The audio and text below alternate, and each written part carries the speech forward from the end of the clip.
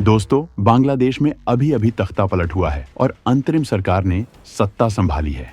नए सरकार के मुखिया मोहम्मद यूनुस को अमेरिका का पिछलग्गू माना जाता है, जबकि इस तख्ता पलट में पाकिस्तान और चीन का भी हाथ माना जा रहा है। और तमाम एक्सपर्ट का मानना है कि नई सरकार चीन पाकिस्तान के इशारे पर भारत के खिलाफ जा सकती है, जिससे कई बड़े प्रोजेक्ट पर खतरा मंडरा सकता है।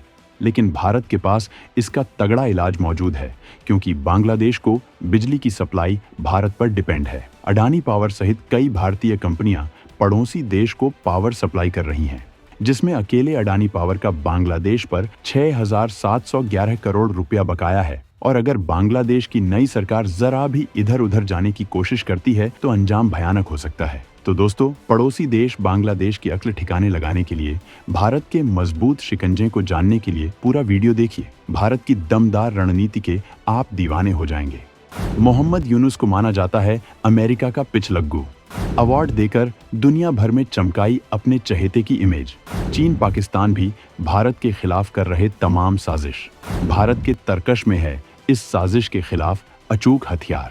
दोस्तों, बांग्लादेश की नई सरकार को अमेरिका का करीबी माना जा रहा है, जबकि तख्ता पलट में पाकिस्तान और चीन ने भी काम किया है। इस वजह से कई एनालिस्ट का दावा ये है कि ये सरकार भारत के खिलाफ जा सकती है, जिससे तीस्ता प्रोजेक्ट जैसे कई प्रोजेक्ट में भारत को नुकसान हो सकता है। लेकिन भारत हर तरह की चुनौती के खिलाफ मजबूत डिप्लोमेटिक जाल बिछा चुका है और इस मामले में सबसे बड़ा रोल इलेक्ट्रिक सप्लाई का हो सकता है, जिसका बटन भारत के हाथ में है। और अडानी पावर के 6,711 करोड़ रुपए बांग्लादेश को चुकाने हैं।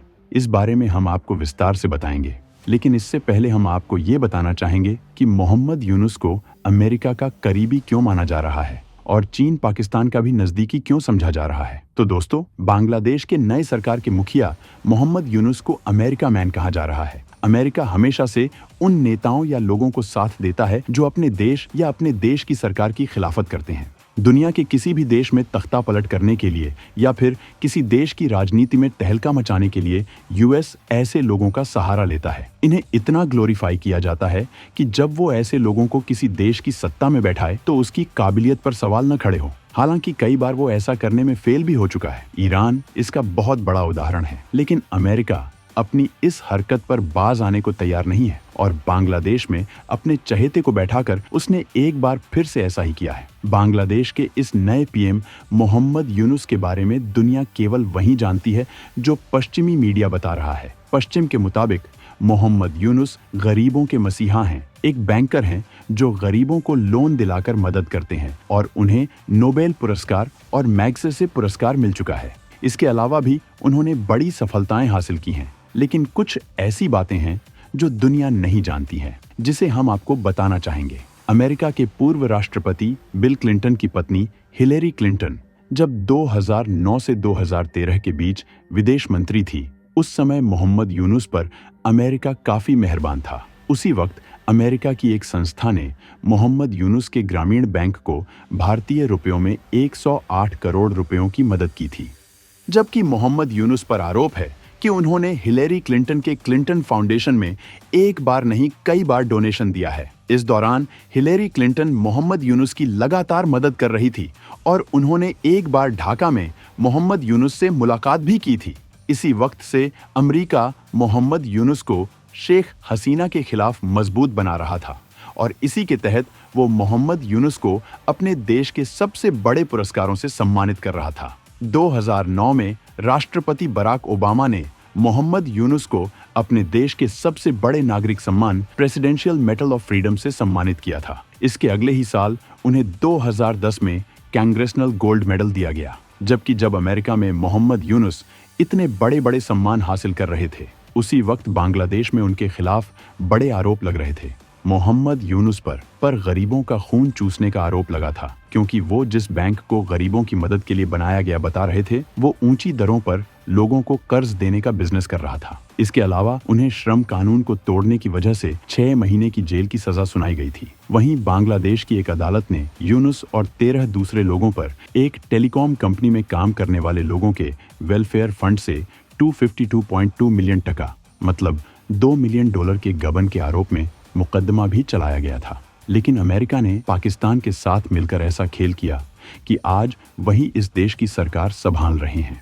पाकिस्तान ने जमाते इस्लामी संगठन की मदद से इस तख्ता पलट के लिए हिंसा करवाई। जमाते इस्लामी ही वो छात्र संगठन है जिसने शेख हसीना की सरकार के खिलाफ ये पूरी साजिश रची थी और हिंसा में हिंदुओं को निशाना बनाया था। इस संगठन में बांग्लादेश विभाजन के वक्त भी पाकिस्तान का समर्थन करने की कोशिश की थी, लेकिन भारत के दमदार एक्शन के आगे वो दुबक गया था। जबकि चीन इस तख्ता पलट को इस वजह से सपोर्ट कर रहा था क्योंकि शेख हसीना की सरकार का झुकाव लगातार भारत के पक्ष में बना हुआ था और वो अपने देश के तमाम बड़े प्रोजेक्ट भारत को दे रही थी। जबकि चीन बांग्लादेश के इन प्रोजेक्ट को हासिल करके बंगाल की खाड़ी में अपना दबदबा कायम करना चाहता था। इसी वजह से चीन इस तख्ता पलट को सपोर्ट कर रहा था और अब नई सरकार के जरिए वो अपने मिशन को अंजाम देना चाहता था, लेकिन भारत ने उसकी चाबी पहले ही तैयार कर ली है।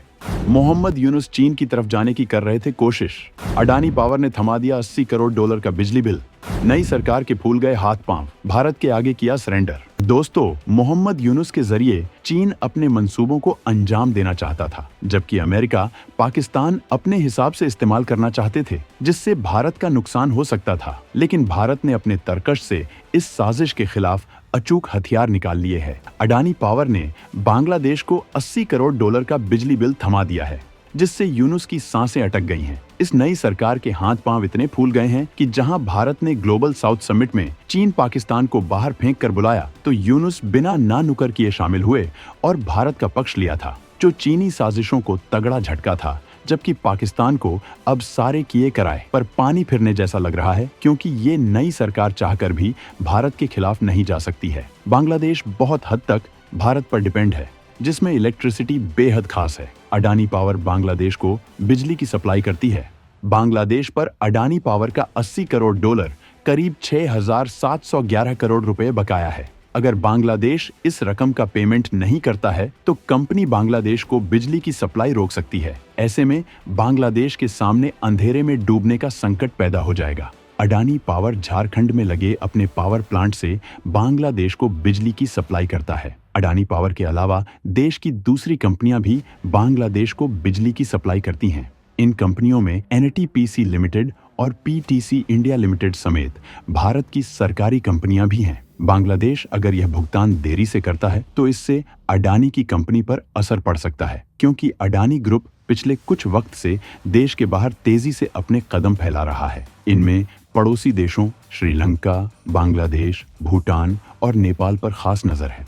अगर बांग्लादेश बिजली का भुगतान रोकता है या देरी से करता है तो अडानी ग्रुप की इन देशों में चल रही योजनाओं में देरी हो सकती है। हालांकि बांग्लादेश की नई सरकार इस बकाया रकम के बारे में जानकर सन्नाटे में है और उसे ये बात समझ में आ गई है कि भारत के खिलाफ जाना मतलब मौत को दावत देना है। इसी के बाद सरकार ने अपना रुख बदल दिया है। बांग्लादेश बैंक के नए गवर्नर एहसान एच मंसूर ने कहा कि अगर हम अडानी पावर को यह रकम नहीं चुकाते हैं तो कंपनी हमें बिजली देना बंद कर देगी। उन्होंने कहा कि अंतरिम सरकार इस मसले के समाधान निकालने की कोशिश कर रही है। इसके अलावा भी बांग्लादेश भारत पर कई मामलों में डिपेंड है। दोनों देशों के बीच रक्षा समेत कई तरह के बड़े करार हैं। बांग्लादेश अगर किसी भी तरह से भारत के खिलाफ जाता है तो उसका वही हाल होगा जैसे कुछ वक्त पहले तक मालदीव का हो गया था। शुरू में मोइज्जू को भारत की खिलाफत का जुनून सवार था, लेकिन जब भारत ने एक्शन लिया उसके बाद से सारी हेकड़ी बाहर आ गई है और अब आए दिन भारत की चौखट पर नाक रगड़ते देखा जा सकता है। अमेरिकी साजिश और पाकिस्तान